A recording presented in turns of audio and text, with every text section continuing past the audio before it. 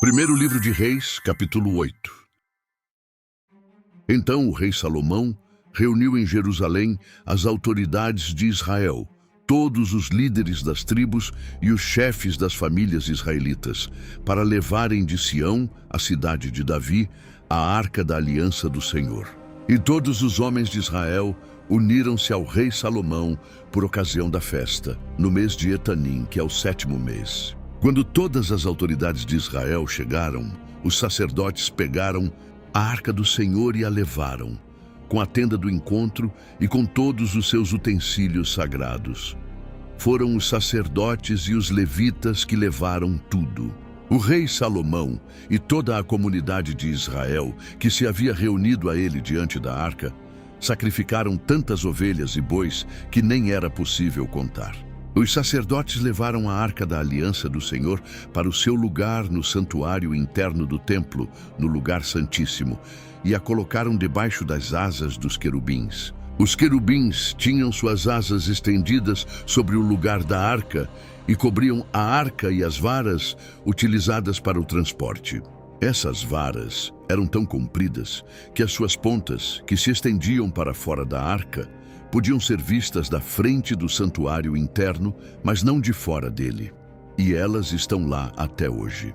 Na arca havia só as 2 tábuas de pedra que Moisés tinha colocado quando estava em Horebe, onde o Senhor fez uma aliança com os israelitas depois que saíram do Egito.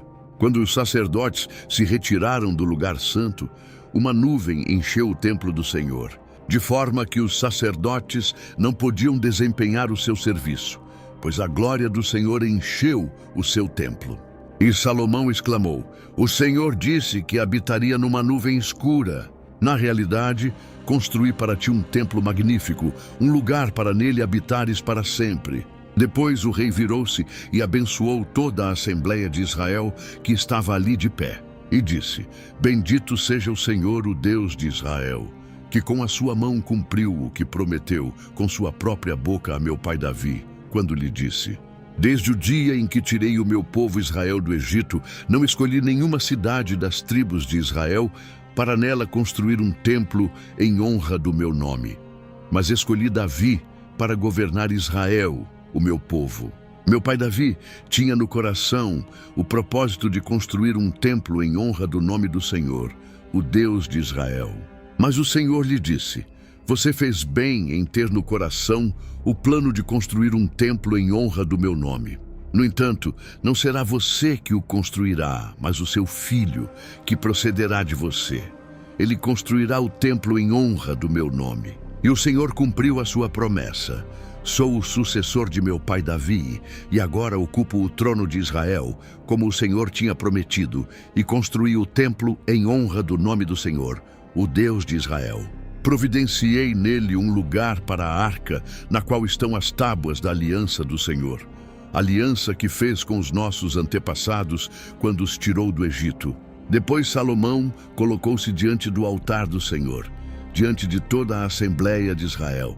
Levantou as mãos para o céu e orou: Senhor, Deus de Israel, não há Deus como tu em cima nos céus, nem embaixo na terra. Tu que guardas a tua aliança de amor com os teus servos, que de todo o coração andam segundo a tua vontade. Cumpriste a tua promessa a teu servo Davi, meu pai. Com tua boca prometeste, e com tua mão a cumpriste, conforme hoje se vê. Agora, Senhor Deus de Israel, cumpre a outra promessa que fizeste a teu servo Davi, meu pai, quando disseste: Você nunca deixará de ter diante de mim um descendente que se assente no trono de Israel, se tão somente os seus descendentes tiverem o cuidado de, em tudo, andarem segundo a minha vontade, como você tem feito. Agora, ó Deus de Israel, que se confirme a palavra que falaste a teu servo Davi, meu pai. Mas será possível que Deus habite na terra? Os céus, mesmo os mais altos céus, não podem conter-te, muito menos este templo que construí. Ainda assim, atende à oração do teu servo e ao seu pedido de misericórdia, ó Senhor, meu Deus. Ouve o clamor e a oração que o teu servo faz hoje na tua presença. Estejam os teus olhos voltados dia e noite para este templo, lugar do qual disseste que nele porias o teu nome, para que ouças a oração que o teu servo fizer, voltado para este lugar. Ouve as súplicas do teu servo e de Israel, teu povo, quando orarem, voltados para este lugar. Ouve desde os céus, lugar da tua habitação, e quando ouvires, dá-lhes o teu perdão. Quando um homem pecar contra seu próximo e tiver que fazer um juramento, e vier jurar diante do teu altar neste templo, ouve dos céus e age. Julga os teus servos, condena o culpado, fazendo recair sobre a sua própria cabeça o resultado da sua conduta, e declara sem culpa o inocente, dando-lhe o que a sua inocência merece. Quando Israel, o teu povo, for derrotado por um inimigo por ter pecado contra ti, e voltar-se para ti e invocar o teu nome, orando e suplicando a ti neste templo, ouve dos céus e perdoa o pecado de Israel, teu povo, e traze-o de volta à terra que deste aos seus antepassados. Quando fechar-se o céu e não houver chuva por haver o teu povo pecado contra ti, e se o teu povo, voltado para este lugar, invocar o teu nome e afastar-se do seu pecado por o haveres castigado, ouve dos céus e perdoa o pecado dos teus servos, do teu povo Israel. Ensina-lhes o caminho certo e envia chuva sobre a tua terra, que deste por herança ao teu povo. Quando houver fome ou praga no país, ferrugem e mofo, gafanhotos peregrinos e gafanhotos devastadores, ou quando inimigos sitiarem suas cidades, quando em meio a qualquer praga ou epidemia, uma oração ou súplica por misericórdia for feita por um israelita ou por todo o teu povo Israel, cada um sentindo as suas próprias aflições e dores, estendendo as mãos na direção deste templo. Ouve dos céus o lugar da tua habitação. Perdoa e age.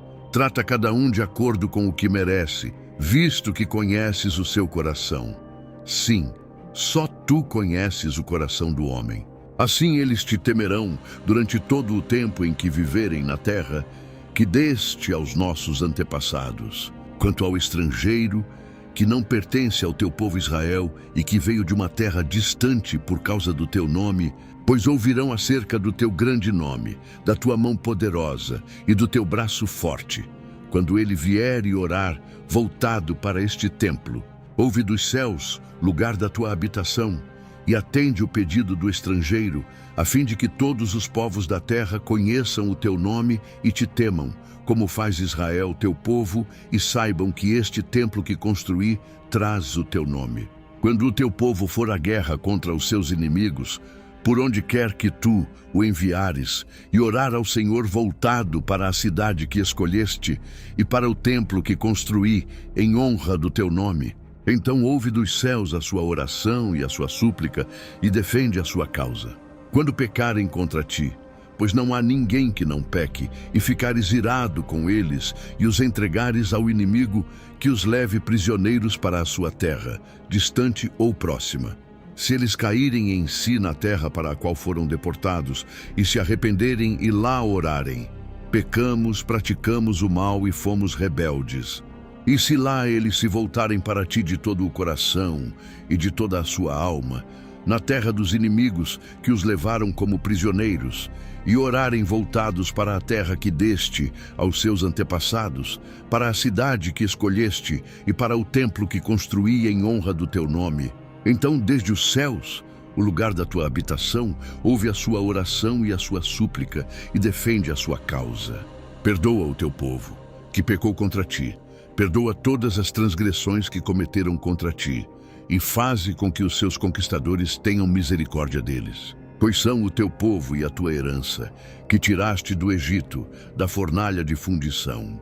Que os teus olhos estejam abertos para a súplica do teu servo e para a súplica do teu povo Israel, e que os ouças sempre que clamarem a ti. Pois tu os escolheste dentre todos os povos da terra para serem a tua herança, assim como declaraste por meio do teu servo Moisés, quando tu, ó soberano Senhor, tiraste os nossos antepassados do Egito.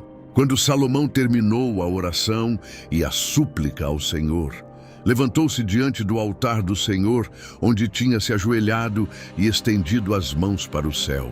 Pôs-se de pé e abençoou em voz alta toda a Assembleia de Israel, dizendo: Bendito seja o Senhor, que deu descanso a Israel, seu povo, como havia prometido. Não ficou sem cumprimento nem uma de todas as boas promessas que ele fez por meio do seu servo Moisés. Que o Senhor, o nosso Deus, esteja conosco, assim como esteve com os nossos antepassados. Que ele jamais nos deixe nem nos abandone. E faça com que de coração nos voltemos para ele, a fim de andarmos em todos os seus caminhos e obedecermos aos seus mandamentos, decretos e ordenanças que deu aos nossos antepassados. E que as palavras da minha súplica ao Senhor tenham acesso ao Senhor, ao nosso Deus, dia e noite, para que ele defenda a causa do seu servo e a causa de Israel, seu povo, de acordo com o que precisarem. Assim, todos os povos da terra saberão que o Senhor é Deus e que não há nenhum outro. Mas vocês tenham coração íntegro para com o Senhor, o nosso Deus, para viverem por seus decretos e obedecerem aos seus mandamentos, como acontece hoje. Então o rei Salomão e todo o Israel ofereceram sacrifícios ao Senhor. Ele ofereceu em sacrifício de comunhão ao Senhor 22.000 bois e 120.000 ovelhas. Assim o rei e todos os israelitas fizeram a dedicação do templo do Senhor. Naquele mesmo dia, o rei consagrou a parte central do pátio que ficava na frente do templo do Senhor, e ali ofereceu holocaustos, ofertas de cereal e a gordura das ofertas de comunhão, pois o altar de bronze diante do Senhor era pequeno demais para comportar os holocaustos, as ofertas de cereal e a gordura das ofertas de comunhão. E foi assim que Salomão, junto com todo o Israel, celebrou a festa naquela data. Era uma grande multidão, gente vinda desde Lebo-Hamate até o ribeiro do Egito. Comemoraram diante do Senhor, o nosso Deus, durante 7 dias. No 8º dia, Salomão mandou o povo para casa. Eles abençoaram o rei e foram embora, jubilosos e de coração alegre por todas as coisas boas que o Senhor havia feito por seu servo Davi e por seu povo Israel.